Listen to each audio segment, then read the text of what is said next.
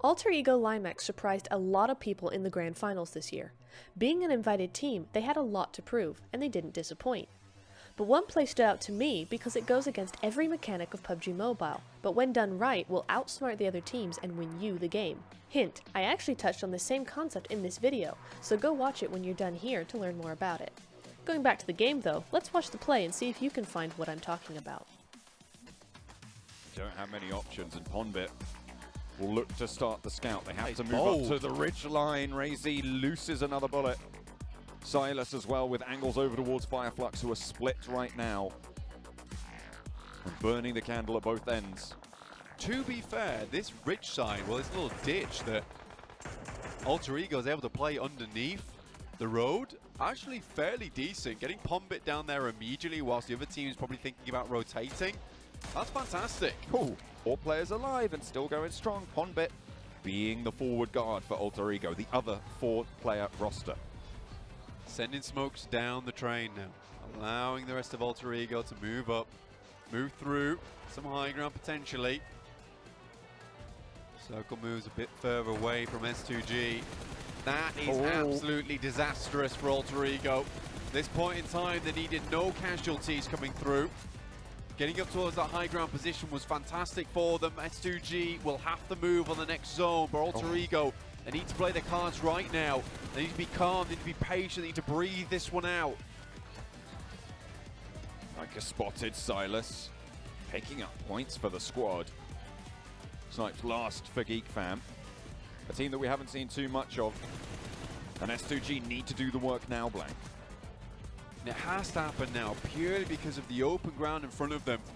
With one player already taken down, taken low off of Hamzy G. Potato, a nade over the top, a good lob.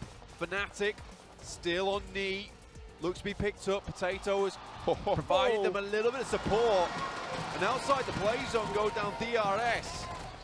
10 eliminations now on the board for Alter Ego in the final zone. Shots over towards the high ground there from Silas, but S2G are going to have to leave into the sight lines of everybody else looking their way. Fnatic gets knocked. There's a crossfire established, but out go the smokes and out go the vehicles. S2G with a fast crash across the road. Razy goes down, opened up on as well. The rest of Alter Ego looking to finish it here and now. Silas is cut out of the fray, and now the players at the back are all they have left. S2G are gone. It's only Geek Fam. The reses are available, and 4 players from Alter Ego, a high ground position, and that's all they need.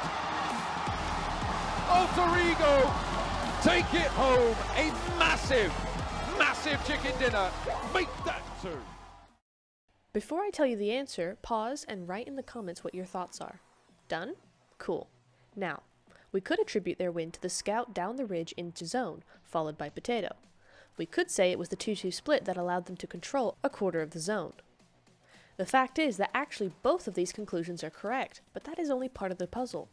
The driving factor behind these plays is this: a total disregard of the blue zone. Think about it.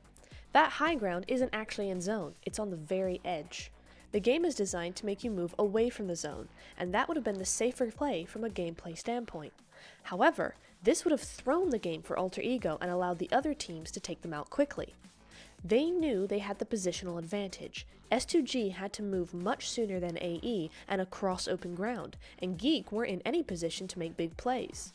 With DRS taken out, there were only 6 enemies remaining, meaning the game was almost over with only a maximum of 3 minutes left. None of these considerations would have mattered, however, if the position they could hold by ignoring the zone hadn't massively increased the odds of winning the game in their favor. The ledge allowed them full control of the game with good cover, meaning they could take out S2G as the zone pushed the squad towards them. This speeds up the game and puts the risk of dying to the zone to a minimum. This is what won them the game. Had they gone with the scout as a full send into zone, it would have been much harder to play from, elongating the game and possibly allowing S2G to try to ignore zone themselves. This is possible to do for any team. Though not possible in every game, sometimes you can not only control the circle, but also the blue zone. By positioning yourself well, you can harness the power of the blue zone to pressure teams around you, pushing them into places that benefit you. This ends the game quickly, making your risk less and your reward much greater.